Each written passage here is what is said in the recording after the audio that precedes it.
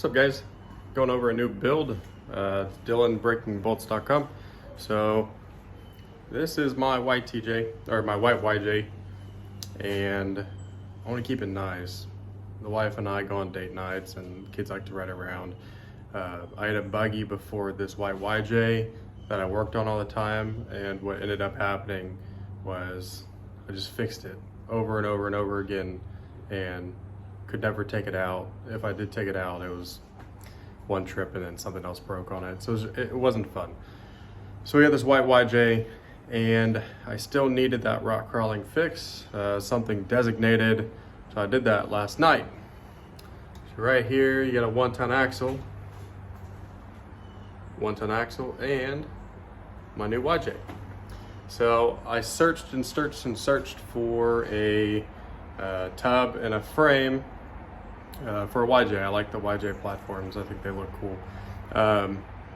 And this one came up. It was an hour away. It was listed for $2,500.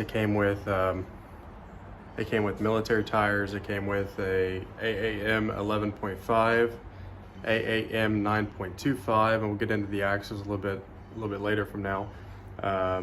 It came with the tub, the frame, old Dana 30, old Dana 35. It came with the old NP231. It did not come with a old transmission or old engine, and the pictures listed on it, he had the frame and the tub separated. Everything was separated. He said he had it listed for a month. I guess it was just too much of a project for someone to take on. So I told him, like, hey, I really don't need everything. My budget is $1,200. Can we make this work? And then I'm like, well, I kind of want the 1-tons because I can at least use the 11.5, and I can at least use the 9.25 if I decide to, but I'm not sure if I'm gonna do that. I'm like, if you give me those things and you take off this, I'll give you $1,800. And he said, well, what if I deliver it to you? I'm like, okay, delivery for this Jeep project, $2,500 is sounding pretty good. And I said, hey, if you put the tub back on the frame, put the front clip back on, throw everything in, throw the axles in, tires in, and trailer it over here, I'll give you full asking price. So that's what happened. He brought it over yesterday, gave me the title, got all the paperwork filled out, gave him the cash, and here we are today.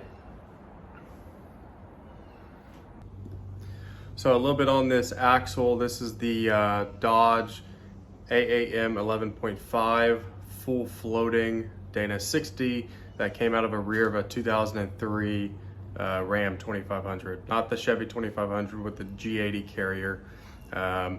So this axle, even though it has little aftermarket support, for example, a full spool for this axle is $1,500, $1,300, somewhere in there. There is some parts for it, like an ARB air locker, which, funny enough, is a lot cheaper than a full spool. So the ARB air locker is $1,000. New gearing will be about $500. Put some new brakes on it. I think it's gonna be a good axle. Really beefy. People compare it to like a Dana 70, Dana 80, something like that. It came with this AAM 9.25 out of the 2003 Ram 2500, and this axle has almost no aftermarket support, which is a big bummer. Apparently these axles have really big axle shafts, and they're kind of compared to a Sterling Dana 60 front. Well, the upgrade for the Dana 60 front for the Ford Sterlings. They're really thick. The problem is this axle is a C-clip axle, which we all know C-clips aren't good. They'll break off, but the forum posts I have read, everybody says they never broke a C-clip on this thing. So I guess it's really the question of aftermarket support for a truss. And funny enough, they make a bottom truss for this axle. And there's one manufacturer I found for the top truss, and it's $200. So if I get that, and again, the only locker really that supports it is an ARB air locker. So I'll be selectable air lockers front and rear. I'm not mad about it. It's just super expensive. I was kind of doing this whole new YJ build with the mindset of how cheap can I build something, and that included either welding them, which I might still do, or full spools front and rear. But now the wife is saying, since we have a title, we can really make this street legal. She's like, hey, why don't we keep this street legal, and I want to drive it. This one's a manual. This YJ is gonna, the new YJ is gonna be an automatic. And I said, okay. Well, in that case, it's gonna cost about $3,000 more than expected. We'll have to go selectable locker. I'm in Texas, hydraulic steering. I'm still deciding if I'm doing hydraulic steering or if I'm staying high steer for it. In Texas, my area, hydraulic steering really wouldn't be a problem. Neither of our Jeeps get on the highway. They stay within a 3, 4, 5 mile radius of the house, and it's all speed limits under 35. So I'm not worried about the hydraulic steering if we go that route. But regardless, that's a little bit of information on the axles, tires. Keeping the military tires are 37s. I'm gonna keep those until I can save up and buy 43-inch TSL SXs, non-stickies, because I'm not doing RCVs or anything, so oh well. So these tires will just be used for once it's under the Jeep, then I can roll it in and out of the garage. All right, let's go take a look at the Jeep. We got the sexy tan grandma Jeep YJ from 1989. This thing's a full-blown antique now. Let's get a good shot of this. Oh, I got that sun right here, yeah. Let me flip that camera around, I'll show you more.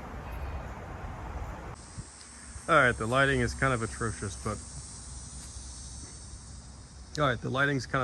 but we will make it work.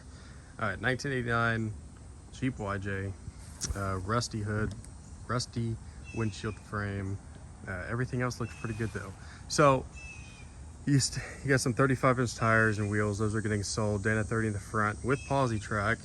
Dana 35 in the rear.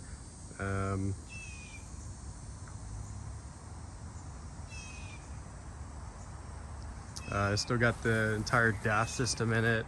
Got the seats. Transmission is pulled out of it. Got a bunch of extra parts in there. Engine is pulled out of it. So everything that's getting sold would be axles, tires, wheels, seats, dash, steering column, windshield frame, factory roll cage, rear bumper, and that should about cover it.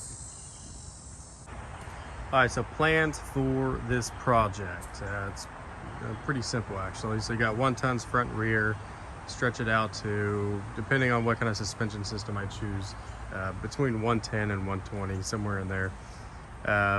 WelderD, it's gonna be kind of a fastback design back here, and then X behind the seat, a tube that runs across the windshield,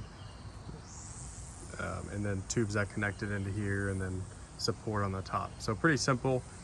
He's getting that all designed and bin tech for me, and then he's literally just gonna ship me the kit. Nice and easy.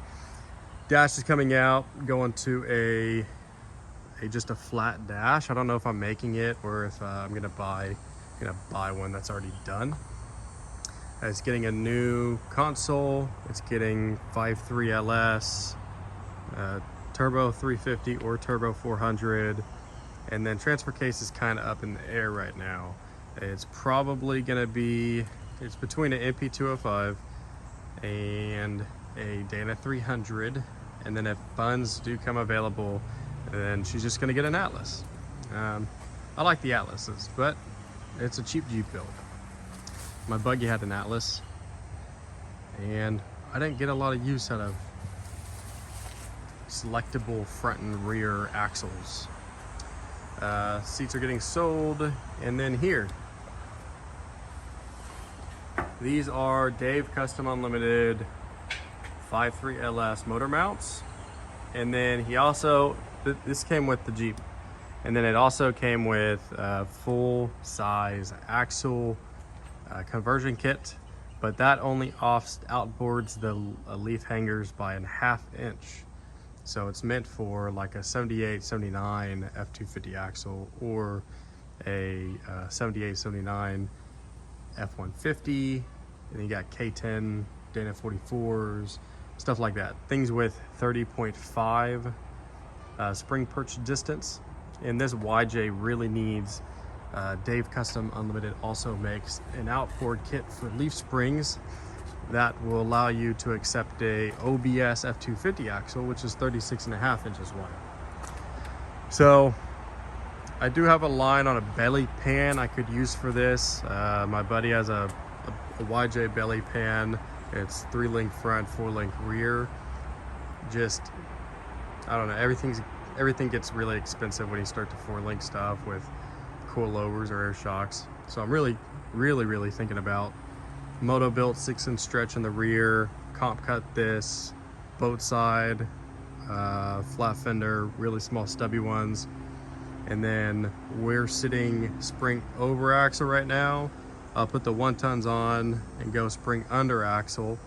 So we'll drop this entire body by 5 inches, throw the 43s on. We should be sitting right where I want to be sitting on leaf springs. And leaf springs are pretty overrated. I'm going to make a video on why leaf springs are slept on day in, day out. So anyways, that's the video. Just a little rundown of it. Next video is how to remove a Jeep YJ dash.